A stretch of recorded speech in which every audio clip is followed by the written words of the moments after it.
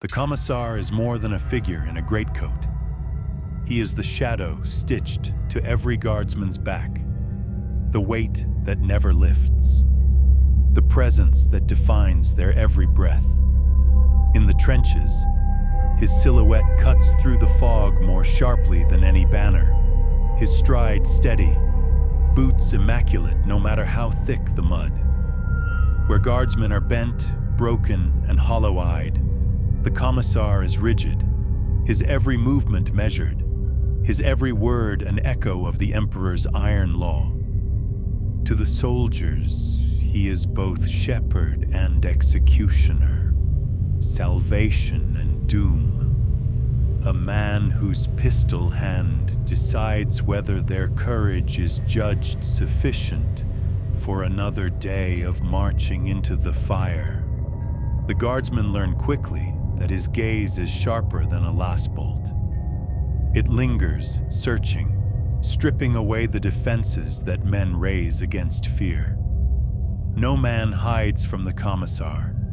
His eyes see weakness in the twitch of a hand, hesitation in a soldier's step, doubt in the quaver of a whispered prayer. And when that weakness is found, it is cut away swiftly, not with sermons, but with the bark of a bolt pistol. A single shot deafening in the trench, the spray of crimson across soot-black mud, the echo swallowed by the thunder of artillery. In that instant, all others straighten, their spines rigid with terror, their voices suddenly stronger when they cry the emperor's name. Some whisper that the commissar is beyond human, that he does not feel fear, that he has no heart to break. His faith is unyielding, his presence unshakable. Even in bombardments that collapse trenches and scatter bodies like chaff, the commissar remains standing, dust and blood spattering his coat, eyes unblinking, hand steady on his weapon. In his shadow, the guardsmen find no comfort, but they do find a reason to keep moving forward, if only to avoid the judgment that follows hesitation. To falter is to die twice, once by the enemy, and once by the man sworn to ensure the emperor's will is not mocked by cowardice. And yet, beneath the rigid image, some guardsmen whisper darker tales. They say the commissar does not sleep, that he paces the lines long after the soldiers collapse into exhaustion. They claim he prays not to the emperor, but into the void, his words lost to the smoke as though addressed to something that waits beyond the battlefield. His coat, they say, is not simply cloth, but woven with the names of those he has executed, each stitch a soul consigned to judgment by his hand. The truth is irrelevant. What matters is the fear the stories breed, for fear is the weapon sharper than any laser gun, and the commissar wields it with precision. For the guardsmen, the commissar's presence is inescapable. He is there when they eat, watching to ensure no word of doubt passes between them. He is there when they march, striding just behind, his bolt pistol always within reach. He is there when they fight, his voice rising above the chaos, cold and sharp, urging them forward, punishing those who hesitate. He is a figure etched into the rhythm of their lives, inseparable from the mud, the smoke, the endless march. And when a man falls, not to enemy fire, but to despair, it is the commissar who answers, not with comfort, not with mercy, but with the promise of the emperor's judgment, delivered at the pull of a trigger. One life ended, 1,000 others forced upright, their hearts hammering, their resolve restored not by hope, but by terror. In this way, The commissar ensures the line does not break. He is not savior, not commander, but executioner and sentinel, the shadow that binds the guard together with fear as strong as steel. The guardsmen march beneath his gaze, and though they despise him, though they curse his name in silence, they know one truth. Without the commissar, the line would crumble. Without the shadow, the mud would claim them all. The commissar does not carry banners. His authority requires none.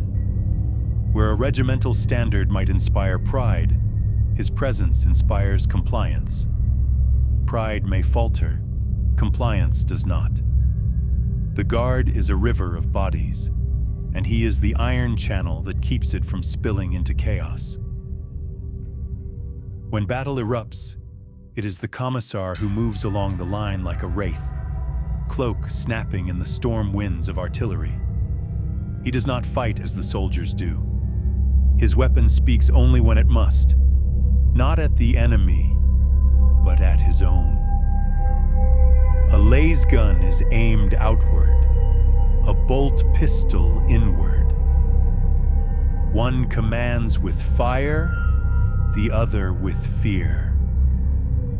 The guardsmen know this distinction well. The paradox gnaws at them. They hate him, yet they cling to him. In the moments when the battlefield howls with madness, when demonic whispers slither into the cracks of mortal minds, the commissar's voice is an anchor. It is not gentle. It is not kind. It is a lash that cuts away hesitation, a cold tone that leaves no room for doubt. And when soldiers are dragged back from the brink of terror by the sheer force of his words, they march again.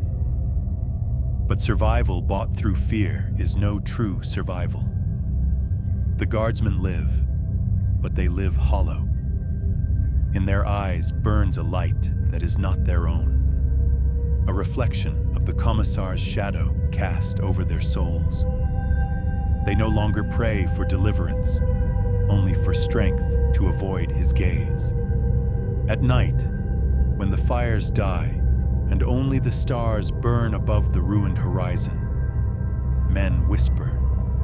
They speak in voices low as breath, careful that the wind does not betray them. Some confess that the commissar has saved them more times than they can count, forcing them to move when they would rather have stayed and died.